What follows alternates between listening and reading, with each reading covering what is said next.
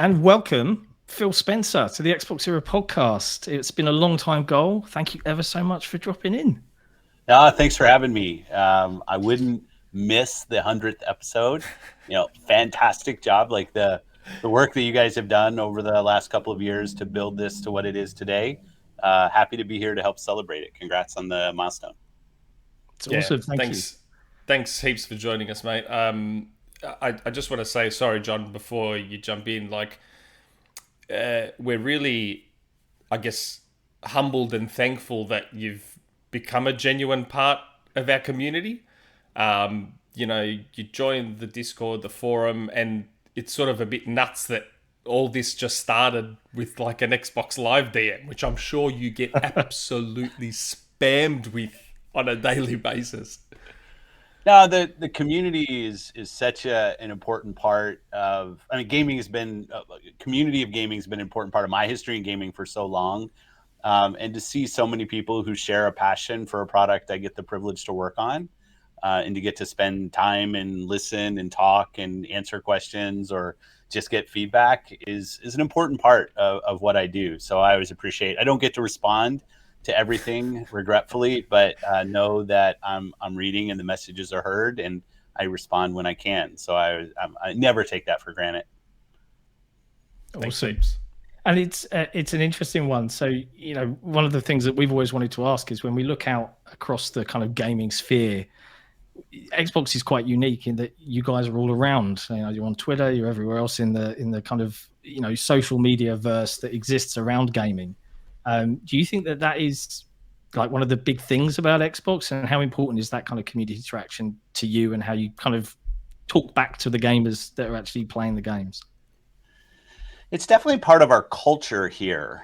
I think we have to kind of balance it because so many of us are fans and active users of our own product and have our own point of view on what should get done or what our next feature should be or where we're missing things. And it's important that it just doesn't become a kind of product for us, that it's a product for the people who are actually out there buying the games, buying the platform, using the services. But definitely in the halls, I mean, I've been in meetings all day, and the number of times we're talking about the community and the customer and what they want. We don't always get it right every single time, but I definitely know that it's front and center with what this team is about. And for me, I wouldn't have it any other way. I really enjoy, even on hard times, I enjoy the kind of transparency we have with the community. Yeah, I think there definitely was hard times, and you guys rallied. And I think the community has responded really well to that. It's half the reason that XboxEra exists, and it would be remiss of me not to thank our community. While Phil's here, for actually supporting us on this journey, because it's kind of got us to having you on. So it's really cool to see that kind of that back and forth exist. I know Nick was desperate to ask about some of your starting points. Yeah, well, sort of. I mean, everyone's aware of your history with Microsoft and with Xbox. You've been with Microsoft a hell of a long time. A lifer. But Like the yeah, that's cockroach right. of But Microsoft. I've noticed that I feel like I don't know, and I've always wanted to know how you, I guess, got into gaming or how gaming became your passion. Like I grew up as a Sega kid with a Master System and a Mega Yeah. Drive, and I've kind of always wanted to know where you started with gaming, I guess, or whether it was console, PC, whatever the case may be. Yeah, well, I'm a little older than you are. I like my first Not by system much. was Maybe not by much, mate. my first system was a Pong system. But I remember, the 2600 for me. I remember when it came into our household, which was the year it launched. So I don't know how old I would have been then, 8 or 9 or something. And I remember having this distinct feeling because I was an arcade kid with my skateboard. I grew up in at that time I was in Southern California, and I'd ride my skateboard down to the arcades and play games. And when the 2600 came into my house, I had this distinct feeling that I might never leave the house again. Like this could be, and actually as a kid being somewhat worried that this thing was going to take all of my time. And from there, my dad was an engineer, and he brought a Sinclair ZX81 home, and we started typing in games, and then we graduated to a VIC-20 and the Commodore 64. Wow. So most of my history of playing was actually in that kind of Amiga, Atari, PC space. And I wasn't a big console gamer. And when I started in Xbox, and when Xbox was launched here, it was really my first foray into console gaming. Before that, it was playing Ultima Online, playing mostly PC games at the time. But it's so it was a crash course in console when I joined the Xbox team. I went and bought an N64 and a PlayStation and a bunch of things, and just tried to figure out, what is this controller? Why doesn't my keyboard and mouse work? It's funny to think about now. I don't know if you've ever gone back to the N64 controller like 10 years later or something. It's like, how did I ever play? You have to have 3 hands. It's a controller that's built for somebody with 3 hands. As great as the games are, that was I mean, it was kind of cool because you could actually, it was kind of like 2 controllers in one when you shipped it around. Yeah, it was bizarre. It was such a unique thing. But I mean, it just shows everyone's kind of passion comes in at different angles. Like I grew up on PC gaming. Yeah. It was kind of, then I found consoles. All my friends were playing PS1. I was on an Amiga. Yeah. But Xbox in particular for me, it was finding Halo and playing the demo pod with my younger brother when I was a mere 16, which feels like a very, very long time ago. And that was 20 years. And you guys celebrated 20 years last year. We're doing a book, which is super cool. Oh, awesome. We'll have to make sure we send you one somehow. And you guys did an amazing documentary, which I loved. But when we look ahead, and now, you've done the 20-year celebration, we're steaming into 2022 now. When you look at some of the projects you've got coming up this year, we've got Redfall, we've got Starfield, we've got, Deathloop presumably is going to arrive at some point. What's the project out of all of them? I'm not asking you to pick a favorite, just your personal exciting, which one excites you the most, even if it's something we haven't seen. So feel free to tease the community as we close things out. Feel free to be a little bit teasy. This is so hard because we have so many teams that are doing so much great work. You mentioned Starfield. I'll just have to say, because Todd's been a friend for an awful long time. It's not often that Todd and the team at Bethesda create a new IP. So doing new IP, they're doing a lot of engine work. I've been spending some time with Todd and the team and just like talking about how things are going and how we're tracking. So a ton of excitement around that. Yeah. Another team, and this one's probably not that big of a surprise for people who've watched me play, but I was a big State of Decay 2 player, and Undead with,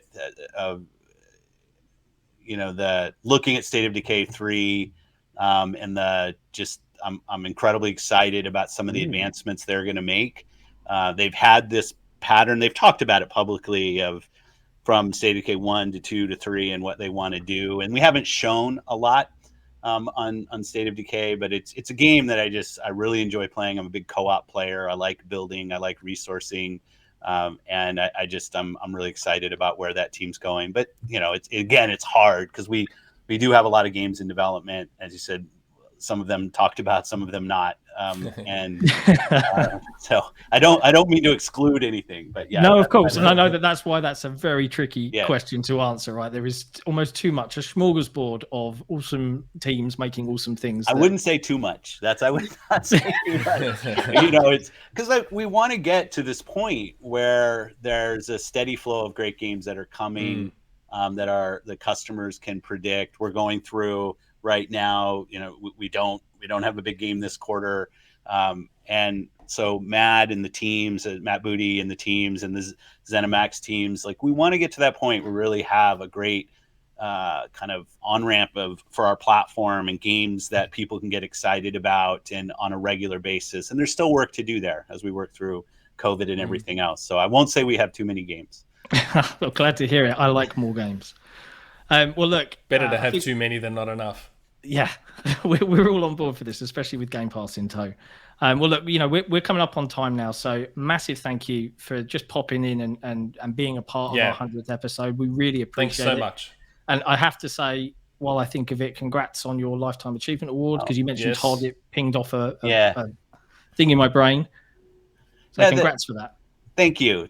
No, that was a nice moment at the DICE Awards. It's bizarre to think about one, I don't kind of feel done with my lifetime. So to get a lifetime achievement award was a little You're old, bizarre. But and I mean, so much of what we do here is about the team. I mean, I know this face gets on too many podcasts, and my voice is probably heard too many times when there's thousands of people here that do amazing work, and well beyond what I'm ever capable of doing. And I'm just kind of in awe of getting to work with them. But for you and the community, I just wanted again say congrats on the milestone. I think it's fantastic, and I just love the way that the XboxEra community has created, I think, a positive place for people to talk about what they love and, frankly, what they don't love. When those issues come up. But I do appreciate it's like it's come out before. No one is more critical internally to the teams than I am, I think. Don't read too many of the forum posts. Just sort of pick and choose. Like, as long as our goal is in how do we make this a better place for players and creators, and there are things that we miss. There are things that we miss every month, every quarter, every year. I've got my list of things that I wish we did better. And I know the community feels that, because I can tell when I have discussions that it's mostly out of love and respect that people give the feedback, because they care about this art form of playing video games. And I'll just say it again, it's really awesome that there's such a great community out there for us to listen to and to engage with. And I want to thank all of them for what they've meant in being part of Xbox for me over so many years.